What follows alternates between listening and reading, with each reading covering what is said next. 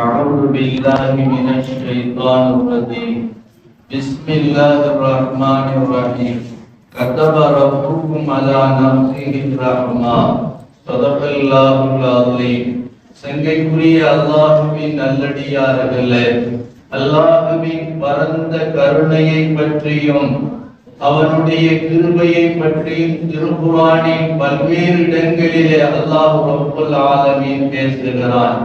இன்று ஓதப்பட்ட வசனத்தில் அல்லாஹ் ரப்புல் ஆலமீன் தன் மீது இரக்கப்படுவதை, கிருபை காட்டுவதை அவன் விதியாக்கி இருக்கிறான் என்று அல்லாஹ் தஆலா கூறுகின்றான். சங்கமிக்க அல்லாஹ்வின் நல்லடியார்களே, அருமை நாயகம் ஸல்லல்லாஹு அலைஹி வஸல்லம் அவர்கள் சொன்னார்கள், அல்லாஹ் ரப்புல் ஆலமீன் 70 தாய்களை விட கிருபையாளன் என்று சொன்னார்கள். அல்லாஹ் தஆலா மனிதர்களுடைய வாழ்க்கையில் நாம் அவன் எப்படியெல்லாம் அருள்வாளிக்கிறான் என்பதை நிதர்சனியமாக நாம் பார்க்கலாம். அல்லாஹ் நம்மோடு இருக்கிறான், நாம் செய்வதை பார்த்து கொண்டே இருக்கிறான், நாம் பேசுவதை கேட்டுக்கொண்டே இருக்கிறான். இருட்டிலும் வெளிச்சத்திலும் அல்லாஹ் நம்மோடு இருக்கிறான்.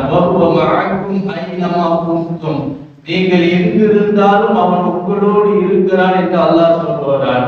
இப்ப நம்ம ஒவ்வொரு நாளும் செய்யக்கூடிய இந்த சைத்தான் வேலைகளை அல்லாஹ் பார்த்துக்கிட்டு பொறுமையா கிருபையோடு அல்லாஹ் இருந்து கொண்டிருக்கிறார். நம்முடைய தாயோ தகப்பனோ நம்மளோட 24 மணி நேரமும் நம்ம எங்க இருந்தாலும் அவர்கள் நம்மளை பார்க்கிறார்கள் என்று வைத்துக் கொள்ளுங்கள்.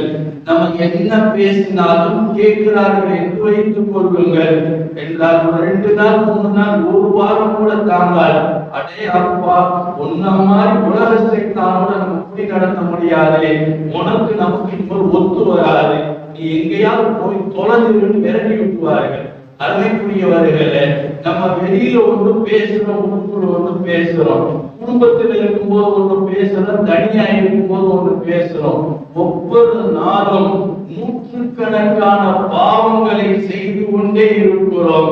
அதை எனி டைம் நம்மளோடு இருந்து பார்த்து கொண்டே இருக்கிற அல்லாஹ் அதை அவ்வப்போது மறைத்து மன்னித்து கொண்டே இருக்கிறான். அதை வெளிப்படுத்தவும் அவனுக்கு ஆற்றல் உண்டு.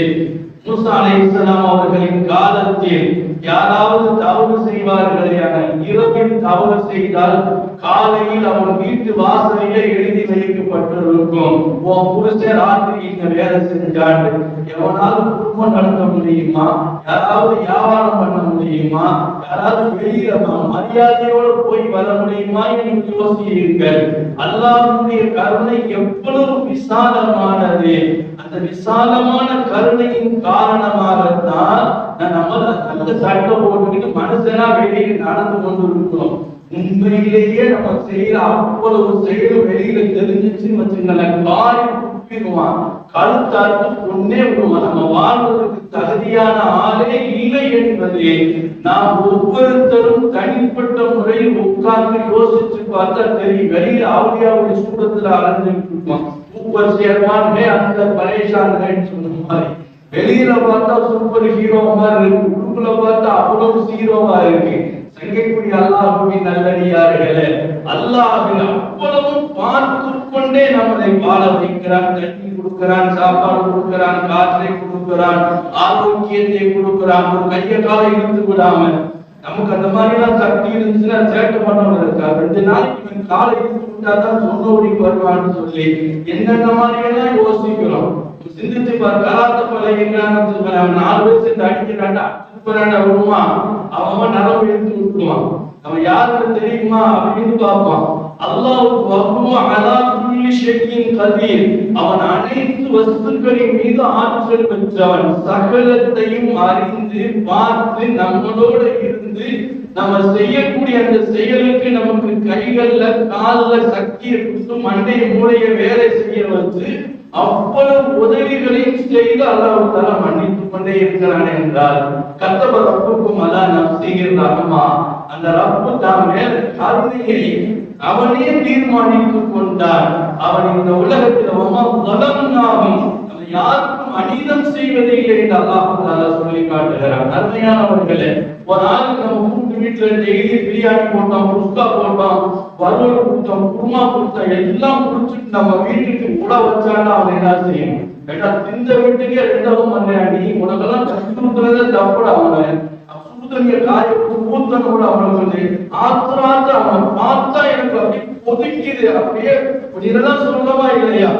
அப்புல் ஆலமீன் நமக்கு அவ்வளவு ஆற்றல் இல்லை, ஆனால் எல்லா ஆற்றலும் பொருந்தி அல்லாஹ் தஆலா இவ்வளவு கருணையோடு நம்மளோடு நடந்து கொள்கிறான் என்பதை நபிகள் நாயகம் ஸல்லல்லாஹு அலைஹி வஸல்லம் சொல்கிற பொழுது 70 தாய்களை விட கருணை உள்ளவனாக இருக்கிறான். அதனால தான் நாம் நடக்கிறோம், அதனால தான் நம்ம பேசுறோம், அதனால தான் நம்ம பார்க்கிற இடத்துல விட்டு கண்ணு நோண்டிடுறோம்.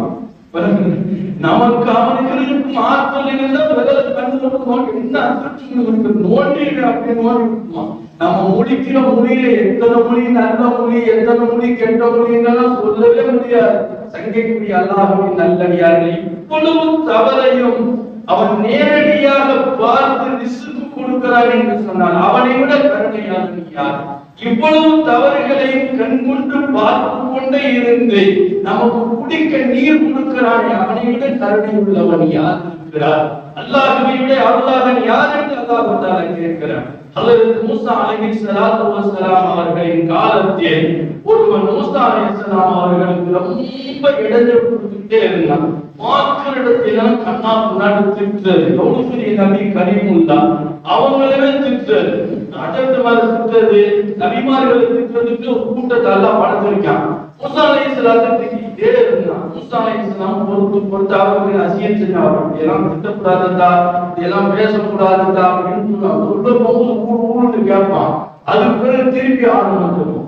இப்படி இவனுடைய கொல்ல தாங்க முடியாம ரொம்ப பொறுத்து அவங்களே கோபக்கார மனுஷனே கடைசி வரைக்கும் பொறுத்து பார்த்து ஒரு நாள் அல்லாஹ் சொன்னாங்க, இந்த பயலால எனக்கு நிம்மதியே இல்லாம இருக்கா, எங்க பார்த்தாலும் மானத்தை வாங்கலாம், நான் அவன் விஷயத்துல தலையிடுறதே இல்லை, என்ன ரோட்ல ஓரத்தாரத்துல எங்க கார் பார்க்கிறானோ அங்கெல்லாம் என்னை வதைக்கிறான் அப்படின்னு சொன்னான். அல்லாஹ் தஆலா சொன்னான், அவனுக்கு ஏதாவது ஒரு தண்டனை கூடாதான்னு மூஸா அலைஹிஸ்ஸலாம் சொன்னான். இனிமேல் அவன் என்னை பார்த்தா வாய் திறக்காத மாதிரி ஏதாவது ஒன்று பண்ணுந்தான். அல்லாஹ் சொன்னான், நான் பண்ணல நீயா பண்ணுன்னான். அல்லாஹ் என்ன சொன்னான், நான் பண்ணல நீ பண்ணு, அந்த ஆற்றலை உனக்கு நான் தந்து விட்டேன் என்று அல்லாஹ் சொன்னான்.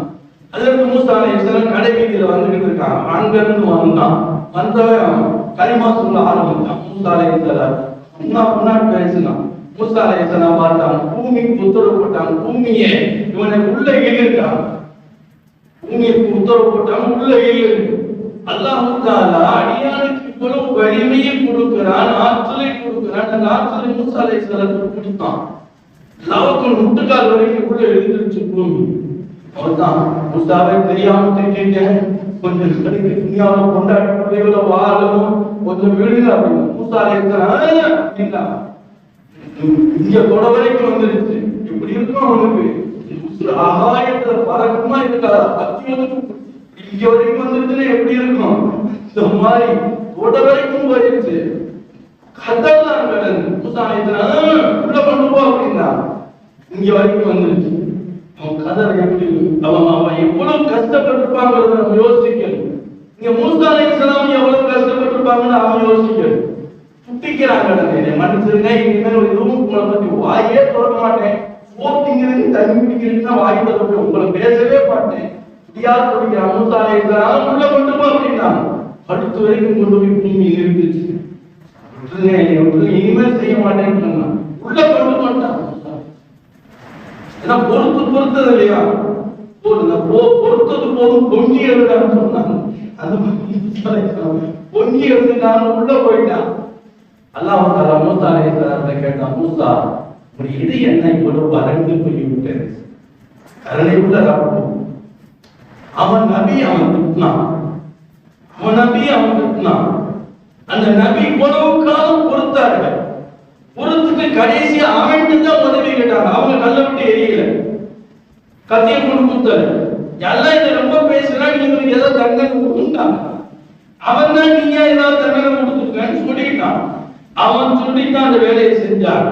அல்லாஹ் ஏன் அந்த பொறுப்பை கொடுத்தான் என்று சொன்னால், மூசா அலைஹிஸ்ஸலாம் அவர்கள் இத்துணை பெரும் தொல்லை கொடுத்தவனை மன்னிக்கும் மனோநிலை அவர்களுக்கு இருக்கிறதா என்பதை உலகத்துக்கு உணர்த்துறதுக்கு அல்லாஹ் செய்தான்.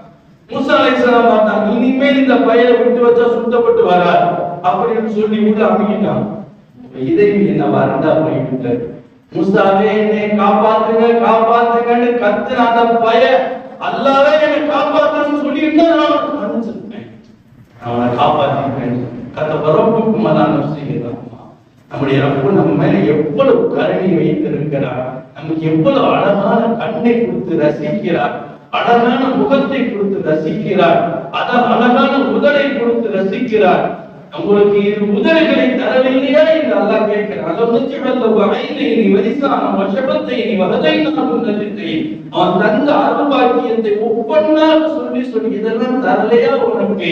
தாய் நம்ம கண்ணை பார்த்து உள்ள கண்ணை பார்த்து அப்படியே அழகா இருக்கு, மூக்க பாரு அழகா இருக்கு. தாய் அது விளம்பிச்சு பேசுவது மாதிரி அல்லாஹ் விளம்பிச்சு பேசுகிறான்.